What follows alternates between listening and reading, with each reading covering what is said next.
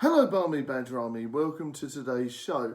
Now recently it has come to light that Clive Barker wants to create a Thief of Always film, and this is something I've been really into for ages.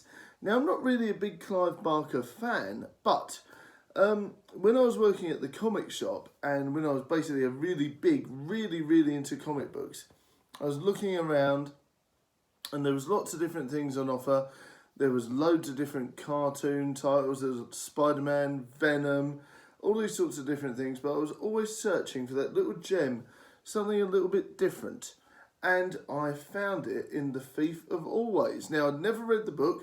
I didn't know anything about the story or anything. So I was really excited to look at this. Obviously, I've had a look at all the different horror comics online and all the different horror comics in the store, Lock and Key, loads of different ones that were available. And I finally found this and I was like, wow, what's this, guys? And I opened it up. It was Clive Barker. I knew he was into horror and I knew he was a horror writer, but I didn't really know much about him because he wasn't really my type of thing. I don't really like Hellraiser. For some reason it doesn't really resonate well with me. I don't know if it's too gory or there's something about it I don't quite like, but it's not really my cup of tea. So I was very apprehensive when I saw that it was by Clive Barker, but I opened it up and I was really excited. The artwork inside was fantastic of the Mr. Hood, and apparently the storyline is of a character who is really bored. He wanders around, he doesn't quite know what to do with himself. He's 10, not that many friends, doesn't really know what to do. He's looking around and he finds the summer house run by Mr. Hood. And of course, you can imagine he gets involved with all the magical adventures. I'm not going to spoil it for you just in case, but I do recommend that you do check out The Thief of Always, either the book or the graphic novel, because they're fantastic. So, obviously, I was looking through and I really liked the artwork and I really found it interesting. And it's something I think will really resonate well on film. I don't think it would need such a big budget unless they want to go CGI heavy. But I think it would actually be a really good film and it would save on budget and things like that, which is what Hollywood needs to do at the minute. And I really think it would be great to see all the different seasons change, all the different monsters that could be in it, all the different really spooky, interesting artwork. Will they go and make it a kids' film or will they ramp it up to be more of a horror? It's going to be very interesting to see what direction they go in, but I'm really looking forward to it.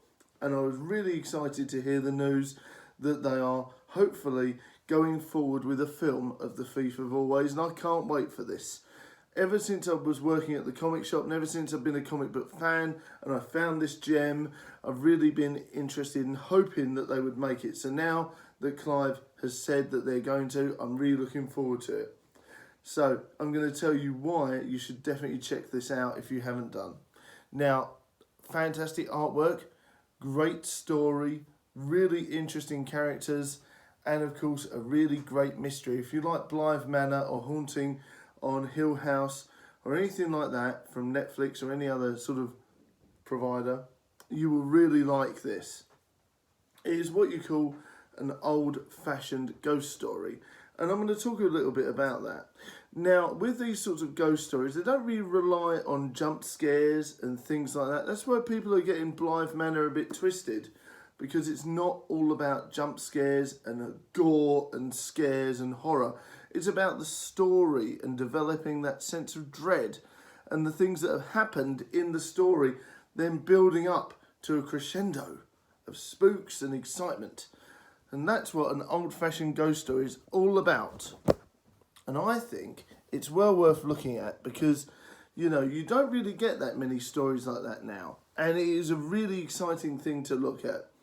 So I recommend The Thief of Always, reading the book or reading the comic book, because it is an absolute gem of a little piece of information. And I think, you know, whether or not it's suitable for all ages, I don't know. I don't really know what market he's going to pitch this for, but it does involve lots of 10-year-old kids on an adventure, similar to like The Goonies or Stand By Me and things like that, or Stephen King's It. It has that sort of vibe where it's children against a big bad evil. So there's several different directions he could go with it. So it's going to be exciting to see what he does. But I really am excited about this. I'm looking forward to the comic, reading the comic more. I'm looking forward to reading the book. And of course, I really hope that the film goes ahead. Can't wait for it. This is exciting news. Fantastic. Great stuff. Right, thank you very much for watching. Thank you very much for listening. And I hope you enjoyed today's show. And big shout out to everyone that supports the show. Thank you very much. And I'm really looking forward to this. Please do have a look at The Thief of Always if you haven't already. It's a great little read. Very, very old-fashioned, meaty, spooky story. So it's going to be really good to see what happens with that. Okay, guys, thanks very much. Bye.